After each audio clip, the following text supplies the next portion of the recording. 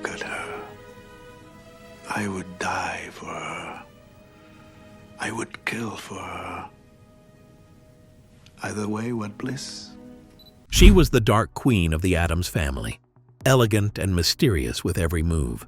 Years later, Anjelica Huston's life looks nothing like it did on screen. From Hollywood glory to personal battles and quiet transformation, her story is both inspiring and heartbreaking. So where is the woman behind Morticia Addams today? But what really happened when the cameras stopped rolling? Behind that haunting smile and graceful poise, was there a hidden pain the world never saw? Start and family. Anjelica Huston was born on July 8, 1951, in Los Angeles. Her father is John Huston. Her mother is Enrica Soma.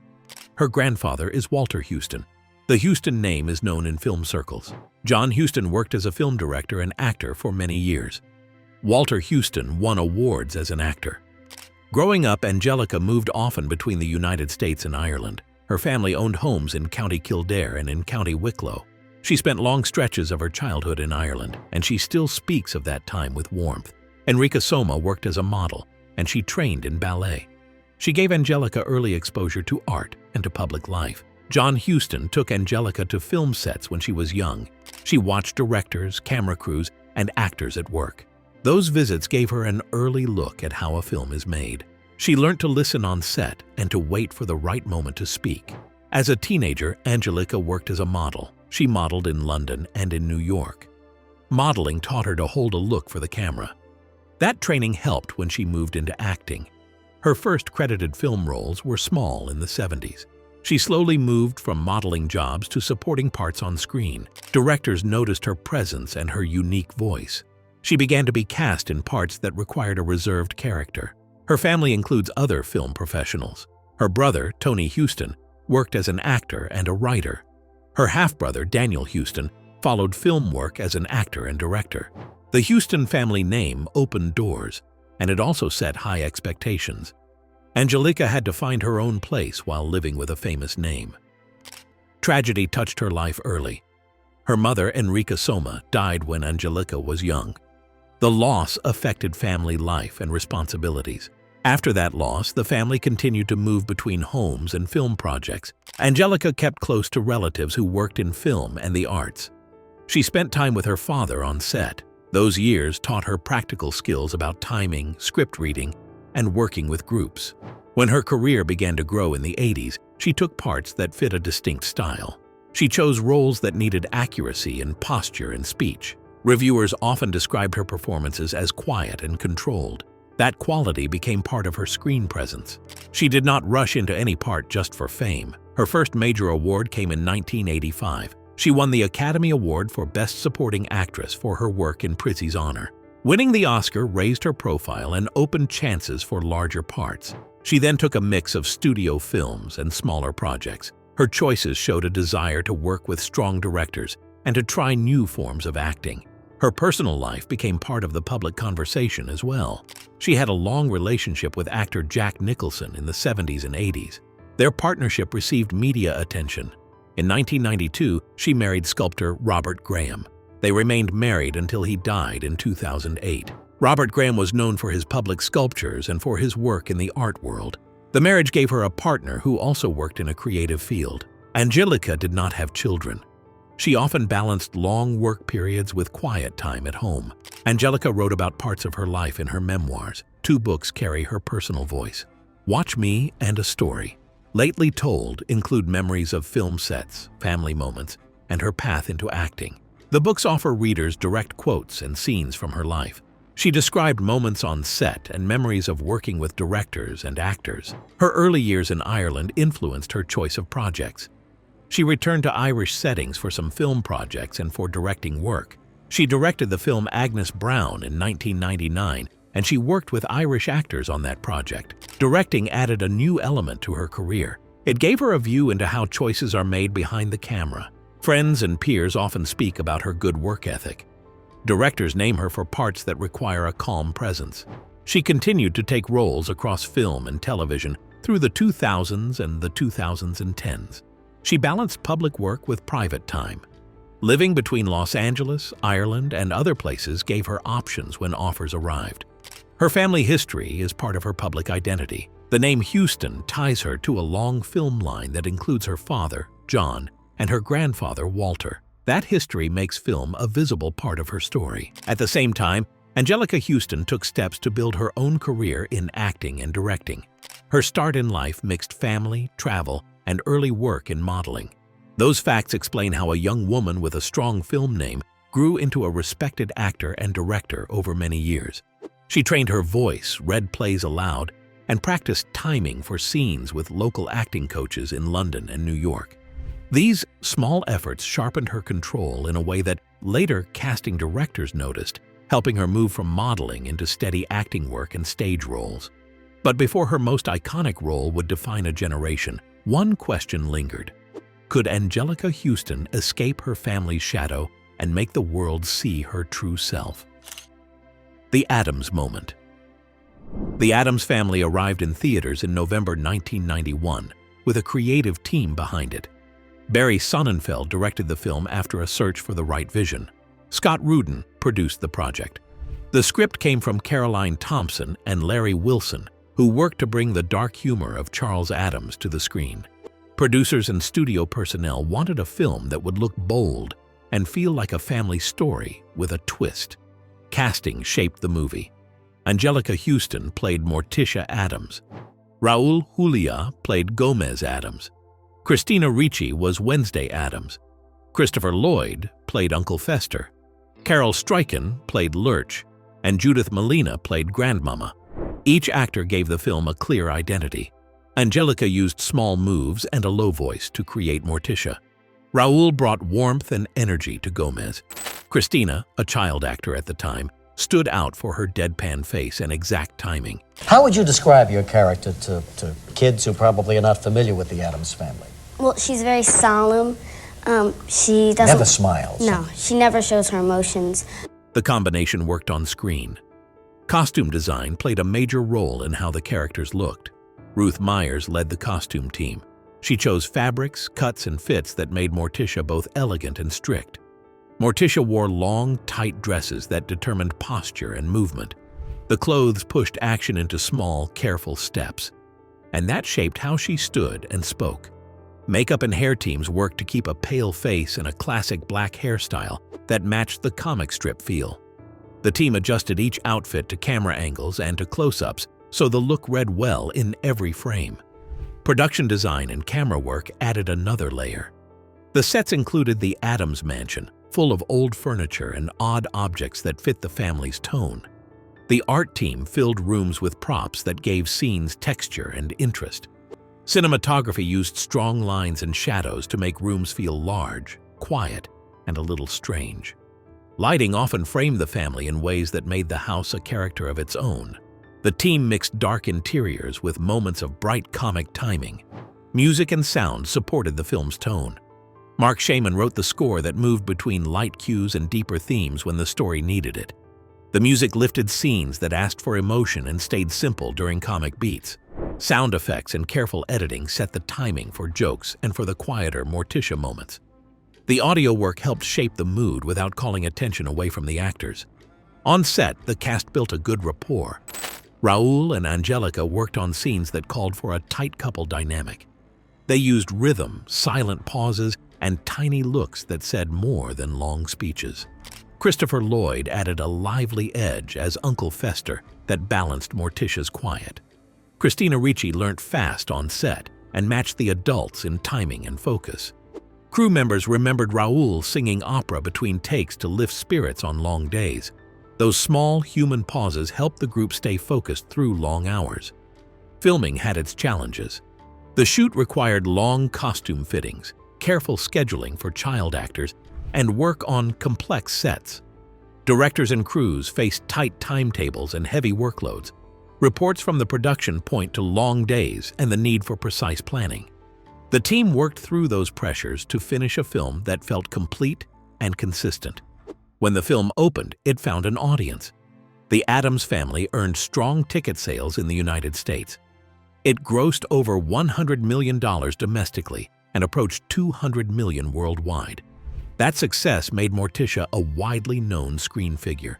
Fans copied the style, and the house design spread into costume parties and fan events. The film revived interest in Charles Addams's cartoons and in earlier television versions. Critical reaction was mixed, but many reviewers praised the cast and the visual design. People noticed strong performances from lead actors and the careful work in costumes and sets. Some reviews criticized the story depth, saying the plot favored comedy. Audiences continued to return, and the film's box office led to a sequel, Addams Family Values, in 1993, with much of the same cast. The sequel kept the same visual language and added new elements. It gave more space to child parts and introduced new characters while keeping the motion and tone the team built in the first film. Christina Ricci and Anjelica Huston returned to their roles and kept the same posture and style that viewers had come to expect. The films also influenced careers. Anjelica Huston reached a broader public after Morticia, and her name stayed linked to that role in pop culture. Christina Ricci moved into a wider set of parts after her work as Wednesday. Raul Julia left many viewers with a vivid memory of his energy and warmth. Costume and art teams, including Ruth Myers, received industry notice for their craft. Ruth Myers earned an Academy Award nomination for costume design, and the film's wardrobe became a reference for Halloween and for many costume designers. That recognition showed the work behind the look. Years after release, the cast and crew still recall the set and the small moments that kept long shoots bearable. Reunion events and interviews bring up stories of singing in the wings, late-night fittings, and the odd items that filled the Addams house. The films remain a distinct part of early 90s cinema, and Morticia remains a clear image for viewers who grew up with the movies.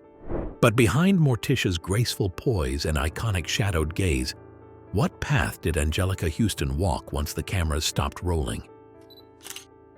After the spotlight. Anjelica Huston won the Academy Award for Best Supporting Actress in 1985 for Prizzi's honor. I'd like to thank the members of the Academy for honoring my fellow nominees and myself. This means a lot to me, since it comes from a role in which I was directed by my father. That moment moved her name into headlines and into casting talks. She did not rest on that award. She kept choosing roles that asked for nuance. In 1990, she played the Grand High Witch in The Witches, directed by Nicholas Roeg. The role showed a different side of her voice and her stage face. The same year, she appeared in The Grifters, where people saw how sharp and accurate her work could be. Her career after those years mixed big studio films and smaller independent projects.